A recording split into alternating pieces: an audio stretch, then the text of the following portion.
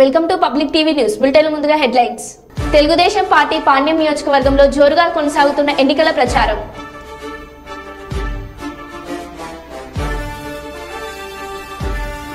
పెద్దపల్లి జిల్లా కలెక్టరేట్ లో డాక్టర్ బాబు జగజీవన్ రామ్ జయంతి ఉత్సవాల్లో పాల్గొన్న జిల్లా కలెక్టర్.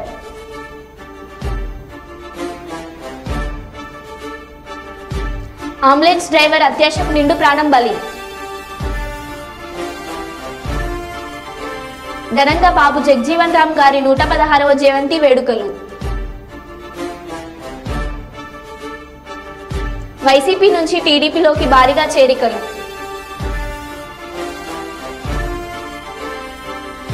సాధ్యం కాని హామీలు ఇచ్చి ప్రజలను మోసం చేశారు గంగిడి మనోహర్ రెడ్డి.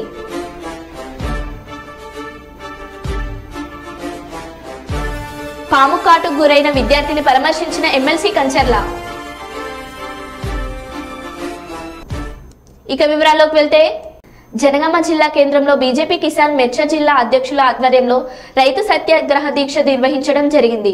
ఈ కార్యక్రమానికి ముఖ్య అతిథిగా రాష్ట్ర ఉపాధ్యక్షులు జనగామ జిల్లా అధ్యక్షులు ఆరుట్ల విచ్చేసి మాట్లాడుతూ, కాంగ్రెస్ అధికారంలోకి వచ్చి 100 రోజులు అయినప్పటికీ 6 గ్యారంటీలను అమలు చేయలేదని, రైతులకు 2 లక్షల రుణమాఫీ, రైతు భరోసా కింద 15,000 అన్ని పంటలకు 500 బోనస్ ఏమయ్యాయని ప్రశ్నించారు. రాబోయే పార్లమెంట్ ఎన్నికల్లో గ్రామంలో నిర్వహించే కాంగ్రెస్ ప్రచారాలను భాజపా నాయకులు అడ్డుకుంటున్నారని హెచ్చరించారు. రాష్ట్ర వ్యాప్తంగా ఈరోజు రైతుల పట్ల నూతనంగా వచ్చినటువంటి రాష్ట్ర ప్రభుత్వం, కాంగ్రెస్ ప్రభుత్వం వ్యవహరిస్తున్నటువంటి నిర్లక్ష్య ధోరణికి నిరసనగా సత్యాగ్రహ దీక్ష నిర్వహిస్తున్న జనగామ దీక్షకు అధ్యక్షత వహిస్తున్నటువంటి కిసాన్ మోర్చా ఉందని చెప్పేసి బహుశా ప్రభుత్వంలో ఉన్నటువంటి పెద్దలు ఆలోచించి ఉండరు. ఏది ఏమైతేంది, తనకు నోటుకు వచ్చినట్టుగా, మనసుకు వచ్చినట్టుగా ఎన్నికల మేనిఫెస్టో పేరుతోని రాసుకుంటూ పోయిండ్రు. చక్కటి పేరు పెట్టిండ్రు, 6 గ్యారంటీలని. అధికారంలోకి వస్తే చాలు అవి చేస్తామా చస్తామా అనేటటువంటి ఆలోచనతోనే ప్రజలను మోసం చేసింది. ఆ గ్యారంటీలన్నీ కూడా ఈ రాష్ట్రంలో బాబు కూర్చోండి ఏవి కూడా అమలు అవ్వట్లేదు. ఒకరి తర్వాత ఒకరు రోడ్డు ఎక్కడం ప్రారంభం చేశారు. ఒకరి తర్వాత ఒకరు తమ బాధను వెలిపుచ్చేటటువంటి ప్రయత్నం చేశారు. ఈ కాంగ్రెస్ ప్రభుత్వానికి తెలుసు, తెలంగాణ రాష్ట్రం గత ప్రభుత్వము అప్పులు చేసిందని తెలుసు. నెలవారీ జీతాలు కూడా ప్రభుత్వ ఉద్యోగస్తులకు ఇవ్వటం లేదని చెప్పేసి తెలుసు. ఇచ్చిన హామీలు అమలు చేయటం లేదు, ప్రజలలో వ్యతిరేకత ఉందనేది తెలుసు. మరి అలాంటి సందర్భంలో ఒళ్ళు దగ్గర పెట్టుకొని రేపు అధికారంలోకి వస్తే మనం ఏ విధంగా పాలన చేయాలనేటటువంటిది సోయి లేకుండా హామీల పేరుతో ప్రజల ముందుకు వచ్చిండ్రు. వచ్చి అలవిగాని హామీలన్నీ ఇచ్చిర్రు, అధికారంలోకి వచ్చిర్రు. అధికారంలోకి వచ్చిన తర్వాత పాలన పైన దృష్టి పెట్టడం లేదు, రాజకీయాలే, పక్తు రాజకీయాలే. గతంలో ఉన్నటువంటి ప్రభుత్వం పైన కావచ్చు, కేంద్రంలో ఉన్నటువంటి నరేంద్ర మోడీ గారి ప్రభుత్వం పైన కావచ్చు, మాటలు మాత్రమే మాట్లాడుతూ ఉన్నారు. మేము మాటలల్లో మేమేమన్నా తక్కువనా? గత ప్రభుత్వం యొక్క పద్ధతిలోనే ఈ ప్రభుత్వం పోతా ఉన్నది. మేము ఒకటే చెప్తున్నాము, ఈ ప్రభుత్వాన్ని నిలదీస్తున్నాము. భారతీయ జనతా పార్టీ మీరిచ్చిన హామీలు ఒకసారి చదువుకోండి, చూసుకోండి. మీరేం చెప్పిండ్రు? ఎన్నికల ముందు అకౌంట్లలో రైతు బంధు పడుతుంటే ఎన్నికల కమిషన్ దగ్గరకు పోయి ఫిర్యాదు చేసిండ్రు. ఫిర్యాదు చేసినారు కాబట్టి రైతులకు ఎక్కడ కోపం వస్తుందని చెప్పేసి కోపాన్ని చల్లార్చడం కోసం మేము ఇంకా 5,000 అదనంగా ఇస్తాం. 9వ తారీఖు రోజు ప్రమాణ స్వీకారం చేస్తాం. సోనియమ్మ జన్మదినం రోజు మీ అందరికీ కూడా ఖాతాలల్లో 15,000 రూపాయలు ఎకరానికి జమ చేస్తామన్నారు. ఏమైందని అడుగుతున్నాము. రైతు రుణమాఫీ ఏదైతుందో గతంలో ఇచ్చినటువంటి రుణమాఫీ మేము కూడా 2 లక్షల వరకు మాఫీ చేస్తామన్నారు. రుణమాఫీ లేదు, రైతు బంధు లేదు. రైతు బంధు లేదు ఏంటంటే మంత్రులు ఎదురుదాడి చేస్తూ ఉన్నారు. మేము 94% మందికి ఇచ్చినాము, 64 లక్షల మందికి ఇచ్చినామంటున్నారు. కానీ ఏ రైతుని అడిగినా మనం అడిగితే నీకు వచ్చినదా అంటే నాకు రాలేదంటున్నారు. వచ్చిందన్న వాళ్ళు ఒకరు కూడా కనబడతలేరు నాకైతే. మరి ఎవరికి ఇచ్చిర్రు? ఒక గుంట భూమి ఉన్నోనికి ఇచ్చిరా, ఎకరం ఉన్న ఆయనకి ఇచ్చిరా, 2 ఎకరాలకి ఇచ్చిరా? మేము అడుగుతున్నాం భారతీయ జనతా పార్టీ తరఫున ఆ వివరాలన్నీ కూడా వెల్లడించండి. ఈరోజు మోసం చేయకండి. రైతులను మోసం చేసినటువంటి ఏ పార్టీ కూడా ముందర పడ్డటువంటి దాఖలాలు లేవు. మీరు అనుకుంటున్నారు మేమేదోసారి హామీలు అయితే ఇచ్చినాం, అధికారంలోకి వచ్చినాం, మేము చేసింది చేయకపోతే 5 ఏళ్ళు అధికారంలో ఉంటాంటున్నారు. 5 ఏళ్ళు కాదు కదా, ఈరోజు పార్లమెంట్ ఎన్నికల సందర్భంగా మీరు గ్రామాలలో వస్తే నిలదీస్తాం. ఈరోజు అన్ని వర్గాల ప్రజలు సిద్ధంగా ఉన్నారు. మీరు ఎవరెవరికి ఏమేమి హామీలు ఇచ్చారో ఆ హామీలు అమలు చేసి బయటికి వెళ్ళండి. మీరు రేపు 10 లక్షల సభ అంటున్నారు, 10 లక్షల మందితోని సభ పెట్టుకుంటానంటున్నారు. పెట్టుకోండి, సభలో చెప్పండి మీరేమేమి ఎప్పటి వరకు అమలు చేస్తారు. మీరు ఇచ్చినటువంటి సమయం అయిపోయింది, ప్రజలు ఇచ్చినటువంటి గడువు అయిపోయింది. ఇక ప్రజలు ఊరుకోరు. 100 రోజులు పూర్తయింది. కాబట్టి ఈరోజు మనం ఆలోచన చేయాలా. ఈరోజు ప్రభుత్వం తెలుసుకోవాలి. గత 10 ఏళ్లలో ఈ తెలంగాణ రాష్ట్రంలో 11,000 మంది రైతులు ఆత్మహత్య చేసుకున్నారు. 11,000 మంది ఆత్మహత్య చేసుకున్నారు. గత 10 ఏళ్లలో ఈ తెలంగాణ రాష్ట్రంలో వివిధ సందర్భాలలో కావచ్చు, అది అతివృష్టి కావచ్చు, అనావృష్టి కావచ్చు, 60 లక్షల ఎకరాలలో రైతులు పంట నష్టపోయారు.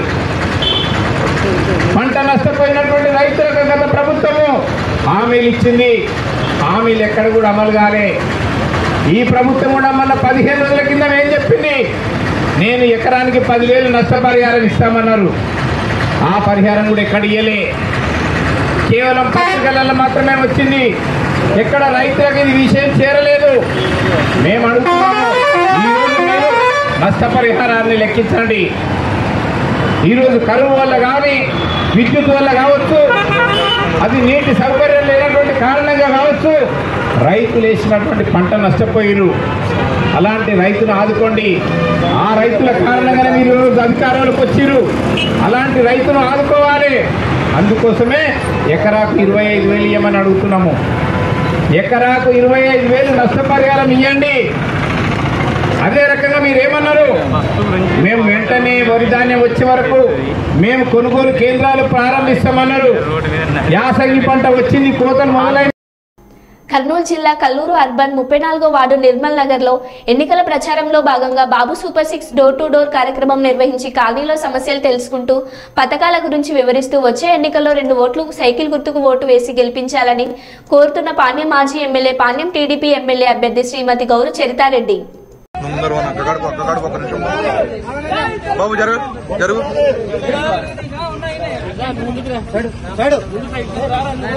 అందరు ఏమనుకోకండి. అది అయిపోయిన తర్వాత 2 నిమిషాలు మాట్లాడి బయట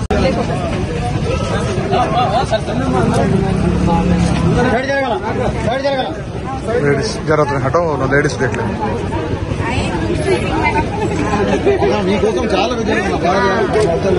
అవతల అవతల కొంచెం జరుగు 2 నిమిషాలు పోయేది ఆడ ఆడ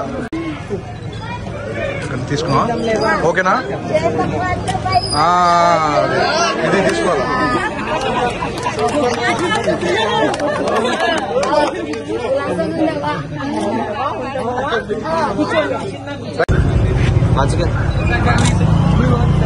ఓకేనా ఓకేనా కర్నూలు జిల్లా మంత్రాలయం నియోజకవర్గం కౌతాలం మండలంలో వైసీపీకి చెందిన కార్యకర్తలు భారీ సంఖ్యలో టీడీపీ నేత ఆధ్వర్యంలో మంత్రాలయం నియోజకవర్గం తెలుగుదేశం పార్టీ ఎమ్మెల్యే అభ్యర్థి ఎన్ రాఘవేంద్రారెడ్డి 200 మంది వైసీపీ కార్యకర్తలకు టీడీపీ కండువా కప్పి పార్టీలోకి ఆహ్వానించారు.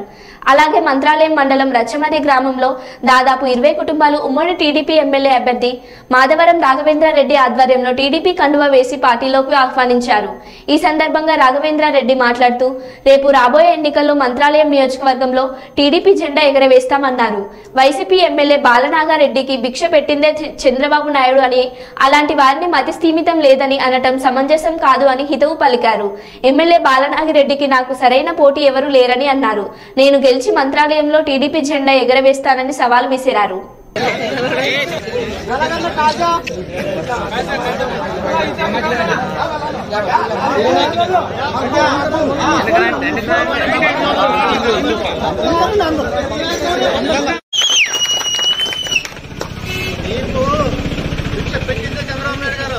అలాంటి వ్యక్తిని మధ్య స్థిమితం లేదు, నీకు మధ్య స్థిమితం లేదు, ఒకోడుగా నిలబడుతున్నాం మేము.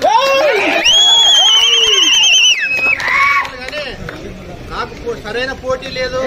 సరైన పోటీ కావాలనుకుంటే మరి ఇంకెవరున్నారో నీకు తెలియదు. కాబట్టి ఖచ్చితంగా మంత్రాలయం నియోజకవర్గంలో ఇవి ఆ దేవుడి సాక్షిగా ఈ దేవుడి సాక్షిగా అంటున్నావు కదా, మేము ఛాలెంజ్ చేసి చెప్తున్నాం. నెలలో తెలుగుదేశం జెండా ఎగురుతుందని చెప్పి ఈ సభాముఖంగా తెలియజేస్తున్నాం.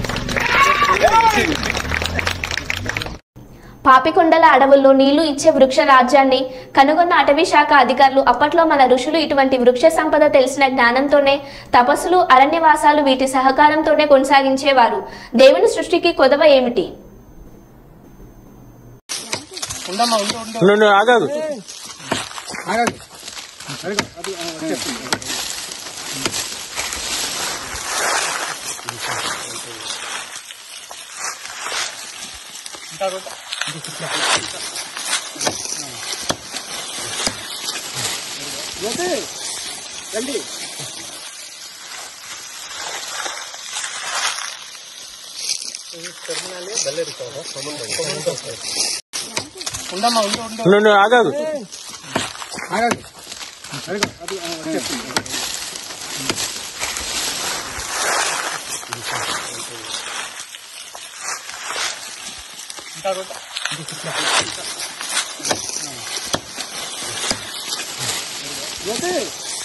రండి.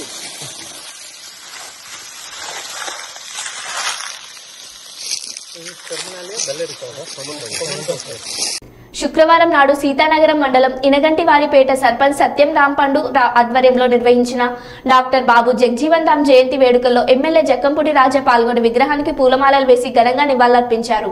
అనంతరం గ్రామస్తుల సమక్షంలో కేక్ కటింగ్ చేశారు. ఈ సందర్భంగా జక్కంపూడి రాజా మాట్లాడుతూ భారతదేశంలో అనేక సంస్కరణలు తీసుకురావడమే కాక పరిపాలన దక్షతలో తన మార్పును చూపించి ఎంతో మందికి ఆయన ఆదర్శంగా నిలిచారన్నారు.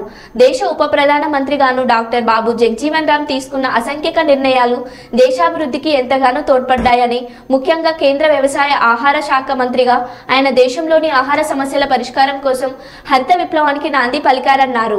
స్థిరమైన స్థానాన్ని సంపాదించుకుంటారు. వాళ్ళ జీవించినటువంటి కాల సమయంలో చెరగని జాతి ముద్దుబిడ్డ డాక్టర్ బాబు జగ్జీవన్ రామ్ జయంతిని జరుపుకోవడం చాలా ఆనందంగా ఉంది. ఇంతమంది ఈ పేడ గ్రామంలో యువత పెద్దలు అందరూ సహకరించి ఈ కార్యక్రమం చేసినందుకు మరి ముఖ్యంగా ధన్యవాదాలు.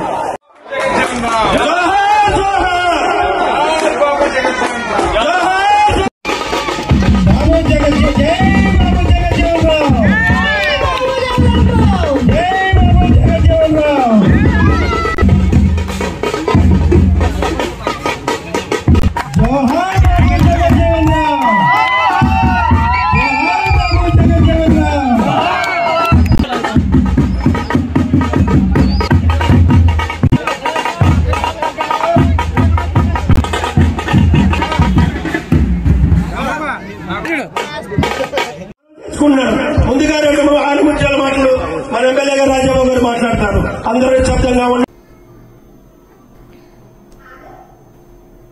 ఘనంగా బాబు జగ్జీవన్ రామ్ గారి 116వ జయంతి వేడుకలు. స్వర్గీయ మాజీ ఉప ప్రధాని బాబు జగ్జీవన్ రామ్ గారి 116వ జయంతి వేడుకలు జిల్లా కాంగ్రెస్ కార్యాలయంతో పాటు నగరంలోని సివిల్ హాస్పిటల్ చౌరస్తాలోని విగ్రహం వద్ద ఘనంగా జరిగినాయి. మొదట కాంగ్రెస్ కార్యాలయంలో ఏర్పాటు చేసిన వేడుకలకు జిల్లా కాంగ్రెస్ అధ్యక్షులు మానుకొండూరు శాసనసభ్యులు డాక్టర్ కవ్వంపల్లి సత్యనారాయణ గారు హాజరై జగ్జీవన్ రామ్ చిత్రపటానికి పూలమాలలు వేసి నివాళులర్పించారు. అనంతరం నగర కాంగ్రెస్ ఎస్సీసెల్ అధ్యక్షులు లింగంపల్లి బాబు ఆధ్వర్యంలో బాబు జగ్జీవన్ రామ్ విగ్రహం వద్ద ఏర్పాటు చేసిన కార్యక్రమానికి డీసీసీ అధ్యక్షులు కవ్వంపల్లి సత్యనారాయణ గారు, కుడా చైర్మన్ నగర కాంగ్రెస్ అధ్యక్షులు కోమటిరెడ్డి నరేందర్ రెడ్డిలతో పాటు పలువురు పూలమాలలు వేసి నివాళులర్పించినారు. అలాగే శనివారం రోజున సాయంత్రం 5 గంటలకు హైదరాబాద్లోని తుక్కుగూడలో జరిగే జనజాతర సభను అధిక సంఖ్యలో హాజరై బహిరంగ సభను విజయవంతం చేయవలసిందిగా జిల్లా కాంగ్రెస్ పక్షాన కోరుతున్నాను. బాబు జగ్జీవన్ రామ్, బాబు జగ్జీవన్ రామ్, బాబు జగ్జీవన్ రామ్, బాబు జగ్జీవన్ రామ్, బాబు జగ్జీవన్ రామ్.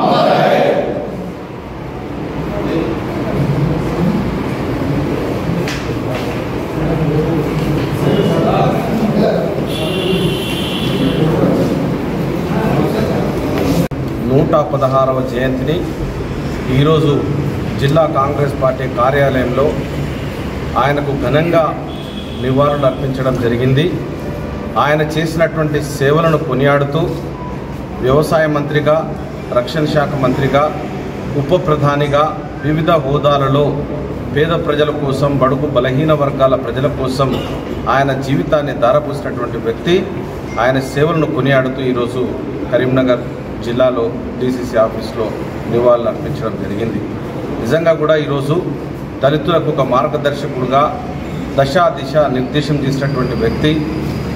ఎక్కడో మారుమూల గ్రామంలో జన్మించి ఆ రోజుల్లోపలనే మొట్టమొదటిగా శాసన మండలికి ఎన్నికై ఆ తర్వాత అంచెలంచెలుగా తన రాజకీయ ప్రస్థానాన్ని కొనసాగించి ఉప ప్రధానిగా ఉండి, ప్రధాని కాలేకపోయినా ఉప ప్రధానిగా తన సేవలు అందించినటువంటి వ్యక్తి. అంటే రాజకీయాలలో ఏ విధంగా ఎదగాలో మార్గదర్శకం చూపించినటువంటి వ్యక్తి. తన జాతి కోసం అనుక్షమనం అంటే విద్యార్థి దశ నుండే పోరాటం చేసినటువంటి వ్యక్తి. కాబట్టి మనమందరం కూడా తనను స్ఫూర్తిగా తీసుకొని, మరి ముఖ్యంగా ప్రతి ఒక్కరూ రాజకీయాల్లో ఉన్న దళిత నాయకులందరూ కూడా ఆయనలాగా మనం ఎదగాలని మరొక్కసారి ఆయనకు డీసీసీ ఆఫీస్ తరఫున, కాంగ్రెస్ నాయకుల పట్టణ జిల్లా కాంగ్రెస్ నాయకుల తరఫున ఘన నివాళులు అర్పించుకుంటూ ముగిస్తాం. రేపు తుక్కుగూడలో జరగబోయే జన జాగరణ సభకు మన కాబోయే ప్రధాని కాంగ్రెస్ పార్టీ అధికారంలోకి వస్తున్నది. తప్పకుండా మోడీ ప్రభుత్వం ఓడిపోతూ ఉన్నది. వాళ్ళు మీడియానంతా మేనేజ్ చేసి మేము 400 సీట్లు అంటున్నారు. మరి 400 సీట్లు అన్నోళ్ళు అన్ని పార్టీలను దూరం చేసి ఈసారి మళ్ళీ అలయన్స్ చేసుకోవడం దేనికని నేను చెప్తా ఉన్నాను. ప్రజాస్వామ్యాన్ని కూని చేస్తూ, ముఖ్యమంత్రులను జైల్లో వేస్తూ, మాజీ ముఖ్యమంత్రులను జైల్లో వేస్తూ ఈరోజు కేజ్రీవాల్ జైల్లో వేయడం ఏంటి? శిబు సోరెన్, హేమంత్ సోరెన్ జైల్లో వేయడం ఏంటి? ఇది ప్రజాస్వామ్యానికి విరోధకాలు ఇచ్చినటువంటిది. మరి అవినీతి గురించి నువ్వు మాట్లాడావు. మరి నోట్ల ఎన్నికల బాండ్ల గురించి మీరు ఎన్ని కోట్లు వసూలు చేస్తున్నారు ఈరోజు? కాబట్టి ఎలక్టోరల్ బాండ్స్ అనేది పెద్ద అవినీతిమయం. ఆ పేరు మీద మీరు 1000 కోట్లు ఈరోజు శరత్ చంద్రారెడ్డి దగ్గర ఎన్ని కోట్లు తీసుకొని ఆయనకు బెయిల్ ఇచ్చినారు, ఎన్ని కోట్ల రూపాయలు ఇచ్చుకొని డిఎల్ఎఫ్ సంస్థకు కేసులు లేకుండా చేసినారు. ఇవన్నీ ప్రజలు గమనిస్తూ ఉన్నారు. కాబట్టి రేపు జరగబోయే భారీ బహిరంగ సభకు రాహుల్ గాంధీ గారు, మన కాబోయే ప్రధాని గారు వస్తున్నారు. కాబట్టి అందరూ కూడా అధిక సంఖ్యలో పాల్గొని ప్రజాస్వామ్యాన్ని పరిరక్షించాలని నేను కోరుకుంటున్నాను. 116వ జన్మదినం సందర్భంగా కరీంనగర్ జిల్లాలో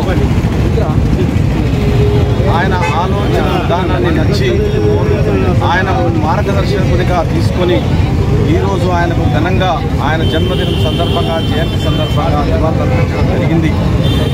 ఒక శాసన మండలి సభ్యునిగా తన జీవితాన్ని ప్రారంభించి ఉప ప్రధానిగా, రక్షణ శాఖ మంత్రిగా, వ్యవసాయ శాఖ మంత్రిగా అంచెలంచెలుగా ఎదిగి ఈ రాజకీయాలలో వచ్చినటువంటి రాజకీయ నాయకులకు మాదిరికరంగా ఉన్నటువంటి వ్యక్తి బాబు జగ్జీవన్ రామ్.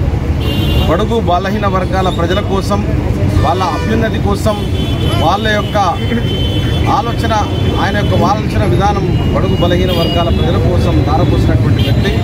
ఆయనకు ఈరోజు మేమందరం కూడా ఘనంగా ఘన నివాళులు అర్పిస్తూ ఉన్నాం. ఎందుకంటే దళితుడయుండి ఒక చమార్ కులం నుండి వచ్చి అంత అత్యున్నత స్థానానికి ఎదిగినటువంటి వ్యక్తి చాలామందికి ఈరోజు ఒక మార్గదర్శకునిగా ఉన్నారు. మరి ఈరోజు ఎన్నికల సందర్భంగా నేను అందరికీ ఒకటే విజ్ఞప్తి చేస్తూ ఉన్నాను. ఒక్కసారి ఆలోచించండి. బాబు జగజ్జీవన్ రామ్ గారి ఆలోచన విధానం కానీ, అంబేద్కర్ గారి ఆలోచన విధానం కానీ ఈ మతతత్వ పార్టీలకు కాదు, కానీ మీరందరూ కూడా ఆలోచించాలి. ఈరోజు మోడీ గారు దళితులను కూచకోత కోస్తూ ఉన్నారు. ఆ ప్రభుత్వం ఉన్న రాష్ట్రాల లోపల నేను దళితులందరినీ ఒకటే కోరుతా ఉన్నాను. కరీంనగర్ జిల్లాలో ఉన్న దళితులు అందరికీ మార్గదర్శకం ఉండాలి. మన పెద్దలు చేసినటువంటి అంబేద్కర్ కానీ జగజ్జీవన్ రామ్ గారి ఆలోచన విధానం మన మతాన్ని ఎప్పుడు మనం వ్యతిరేకించలేదు. కానీ మతతత్వ పార్టీలు మనకు అన్యాయం చేస్తున్నాయి. కాబట్టి మీరు రాబోయే ఎన్నికల్లో త్వరలోనే రాబోయే ప్రధాని రాహుల్ గాంధీ గారికి మనం సపోర్ట్ చేయవలసింది. ఎందుకంటే మనలందరినీ కూడా ఈరోజు ఈ స్థానానికి తీసుకొచ్చి రిజర్వేషన్లు పెట్టి మన అభ్యున్నతికి అభివృద్ధికి దోహదపడినటువంటి పార్టీ కాంగ్రెస్ పార్టీ. మరి ఈరోజు మన రేవంత్ రెడ్డి గారు కూడా మన కోసం, దళితుల కోసం రిజర్వేషన్లను జనాభా ప్రాతిపదికన పెంచాలన్న ఆలోచన విధానంతో ఉన్నారు. కాబట్టి దళితులందరూ కూడా ఆలోచించి రాబోయే ఎన్నికల లోపల కాంగ్రెస్ పార్టీని గెలిపించాలని, నిరంకుశత్వానికి అదేవిధంగా ప్రజాస్వామ్యానికి పోరాటం జరుగుతుంది. ప్రజాస్వామ్యాన్ని తుంగలో తొక్కుతూ ఉన్నారు, రాజ్యాంగాన్ని తుంగలో తొక్కుతూ ఉన్నారు. కాబట్టి రాజ్యాంగం మళ్ళీ బ్రతకాలన్నా, ప్రజాస్వామ్యం నిలబడాలన్నా తప్పకుండా మతతత్వ పార్టీ అయిన బీజేపీని దళితులందరూ ఓడించాలని చేస్తాం. బీసీల జనగణనలో కులగణన చేపట్టడంలో కాంగ్రెస్ పార్టీ అధ్యక్షుడు రాహుల్ గాంధీ స్పష్టతనిచ్చారు. బీసీ సంఘం జాతీయ అధ్యక్షులు గుజ్జ సత్యం అన్నారు. హైదరాబాద్ కాచిగూడలోని ఓ హోటల్లో ఏర్పాటు చేసిన విలేకరుల సమావేశంలో వారు మాట్లాడుతూ 10 ఏళ్ల నుండి పరిపాలిస్తున్న బీజేపీ ప్రభుత్వం బీసీలపై ఎందుకు ఇంత వివక్ష చూపుతుందని ప్రశ్నించారు. బీసీలు రాజకీయంగా ఎదగాలని ఇష్టం లేదని ఎదురు ప్రశ్నించారు. దేశంలో కొంతమందికి పార్లమెంట్ అసెంబ్లీ అంటే తెలియని ప్రజలు కూడా ఉన్నారని గుర్తు చేశారు. ఇప్పటికైనా కేంద్ర రాష్ట్ర ప్రభుత్వాలు జనగణనలో కులగణనలు చేపట్టి బీసీలకు రిజర్వేషన్లు కేటాయించాలని డిమాండ్ చేశారు. కేంద్రంలో కూడా బీసీ మంత్రిత్వ శాఖను త్వరలో ఏర్పాటు చేయాలని అన్నారు.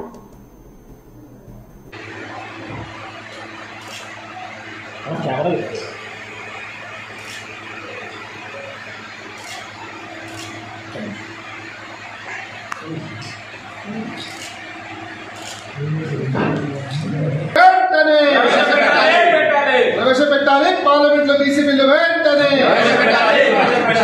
జరగబోయే పార్లమెంట్ ఎలక్షన్స్ లో బీసీలకు 10 టికెట్లు కేటాయించాలి. జై బీసీ, జై బీసీ, టైగర్ రామకృష్ణ నాయకత్వం వర్ధిల్లాలి. టైగర్ రామకృష్ణ నాయకత్వం. రాష్ట్ర వ్యాప్తంగా ఈ నెల 1వ తారీఖున పింఛన్లు ఇవ్వాలి. ఈ ప్రభుత్వం ఎందుకు పింఛన్లు 1వ తారీఖున ఇవ్వలేదో జగన్మోహన్ రెడ్డి సమాధానం చెప్పాలి. రాష్ట్రంలో వృద్ధాప్య పింఛన్లు ఇవ్వడానికి ప్రభుత్వం దగ్గర నిధులు లేవు. వచ్చే ఎన్నికల్లో ఓడిపోతామని ముందే గ్రహించి జగన్మోహన్ రెడ్డి ప్రభుత్వం వాళ్ళ కాంట్రాక్టర్లకు ముందుగానే బిల్లుల రూపంలో 13,000 కోట్లు దాచిపెట్టారు. దీంతో ఖజానా ఖాళీ అయింది. మార్చి 31కి బడ్జెట్ క్లోజ్ అవుతుంది. ఏప్రిల్ 1కి కావాల్సిన డబ్బును ప్రభుత్వం ముందుగానే డ్రా చేసి పెట్టుకోవాలి. 1వ తారీఖు వచ్చినప్పుడు కొన్ని అకౌంట్లు క్లోజ్ చేయాల్సి ఉంటుంది. ఇలాంటి ఇబ్బందులు ముందే గమనించి ముందే డబ్బులు డ్రా చేసి సకాలంలో డబ్బులు ఇవ్వకుండా ఈ విషయాన్ని ప్రభుత్వం ప్రతిపక్షంపైనే నెట్టేందుకు ప్రయత్నించారు. జగన్ తన స్వార్థ ప్రయోజనాల కోసం ముందే 13,000 కోట్లను కాంట్రాక్టర్లకు దాచిపెట్టాడు. ఖజానా ఖాళీ చేసి పింఛన్ను 3వ తారీఖు ఇస్తున్నట్లు ఉత్తర్వులు కూడా ఇచ్చారు. ఎలక్షన్ కమిషన్ వాలంటీర్లను పింఛన్ ఇవ్వడానికి ఉపయోగించవద్దని చెప్పింది. దీనిని కూడా జగన్ ప్రభుత్వం రాజకీయ స్వలాభం కోసం వాడుకున్నారన్నారు. ఇలాంటి ఇబ్బందుల్ని ముందే గమనించి ముందే డబ్బులు డ్రా చేసి తద్వారా సకాలంలో వృద్ధులకు ఈ పెన్షన్స్కి అందరికీ పెన్షన్లు ఇస్తే సబబుగా ఉండేది. అట్లా కాకుండా టోటల్గా ఈ ఇష్యూని మెస్అప్ చేసి వీళ్ళ స్వార్థ ప్రయోజనాల కోసం 13,000 కోట్ల రూపాయలు డైవర్ట్ చేసి 1వ తారీఖున ఖజానా ఖాళీ చేసి 1వ తారీఖు ఇవ్వకుండా 27వ తారీఖునే ఒక సర్క్యులర్ ఇష్యూ చేసి 3వ తారీఖు ఇస్తామని అందరికీ ఆదేశాలు ఇచ్చి, ఏదైతే ఎన్నికల కమిషన్ ఒక ఆదేశాలు ఇచ్చింది వాలంటీర్ సిస్టమ్ని ఇన్వాల్వ్ చేయొద్దని. ఎప్పుడైనా సరే గవర్నమెంట్ ఎంప్లాయీసే ఇన్వాల్వ్ అవుతారు తప్ప ఇలాంటి వాలంటీర్స్ అందరూ కూడా గవర్నమెంట్ వర్కుల్లో ఇన్వాల్వ్ కారు. ఆ విషయమే ఎలక్షన్ కమిషన్ చెప్పింది. మరో బులెటిన్లో మళ్ళీ కలుద్దాం. Stay tuned.